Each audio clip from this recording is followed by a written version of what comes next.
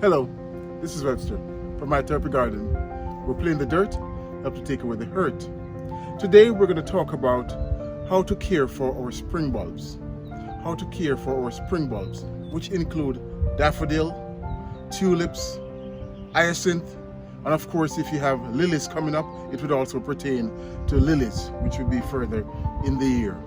So stay with me as we talk about how to care for our spring bulbs. Helping you find therapy in my therapy garden.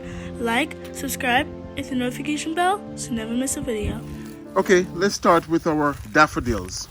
And we see after the daffodils flower that they start setting seed pods, the seed pods. Okay, so we have to make sure that we deadhead our daffodils. And when we deadhead the daffodils, it's different from deadheading a rose, because you deadhead a rose so that we can have other blooms. We can have successive blooms. But the daffodils, they won't rebloom.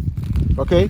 But we still have to deadhead them because we don't want the daffodil to send all the energy into setting seeds, because the daffodil seeds are no good to us. Unless you're a hybridizer, then you would use a seed, but we're not so versed in that. So these are actually a little seed in there, and you could actually dry them, plant them, but it take about 5 years or more to actually see something. So we're not into that part. So we'll just break them and drop them, and we'll just go ahead and remove all the seed pods just like that. Okay, it's not important if you just take the head off or if you go all the way down to the bottom. It's not really important. Any way you want to do it, as long as you remove the seed pods. This way, the flower will send the energy down to the bulbs, making the bulbs much bigger. And we know that daffodils will perennialize. That means that bulb will divide and continue making more flowers. So we'll have more flowers and better looking flowers next year if we remove all the seed pods now. So we'll just leave the seed pod, we'll just remove the seed pod, sorry, but we're gonna leave all the leaves. We're not gonna do anything to the leaves. We're gonna leave the leaves there to continue to capture the energy from the sun through photosynthesis and send all that energy down to the bulb, and the bulb will expand, get bigger, get stronger, and more vigorous. And we leave them until the leaves start browning, and you could either cut them off or just leave them in place. Because like for me in the conifer garden here, nothing else is going to grow here, so I'll just leave them in place and they'll just dry up. Okay, so that's what we do.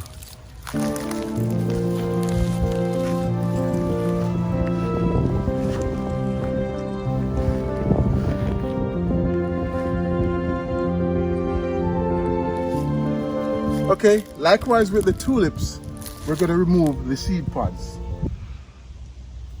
And we'll just snap the seed pods. And we can just snap it with our hands. And we could just drop it in place, it doesn't matter, you know, or if you want, you can just put that in the trash. But we'll just chop and drop in the garden here.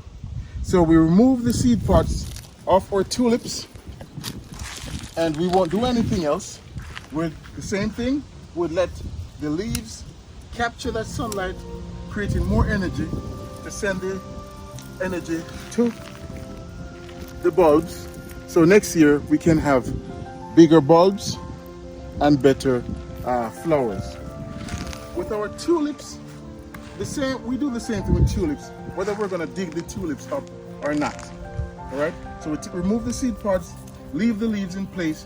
When they dry up, then you can either cut them off or you just let them just dry and fall off.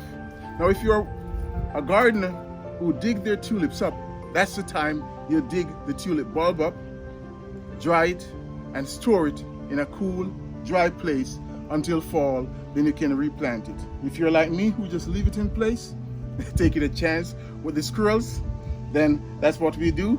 We just remove the seed pods, leave the leaves on there, and once the leaves dry off, that's it for our tulips for this year.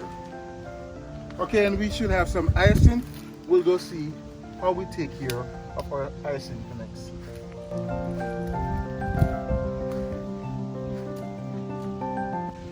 Okay, so now we're looking at hyacinth. And if you look at the hyacinth, their seed pods is a little different from like the tulips or the daffodils.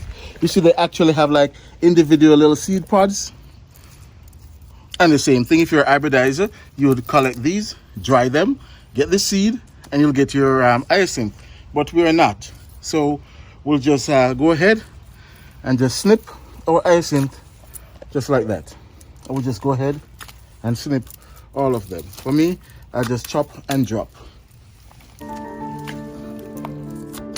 Because who knows, maybe one of the seed pod will turn into a seed and we'll have more hyacinth that way. Yeah? Keep your fingers crossed. Okay, so we'll just continue.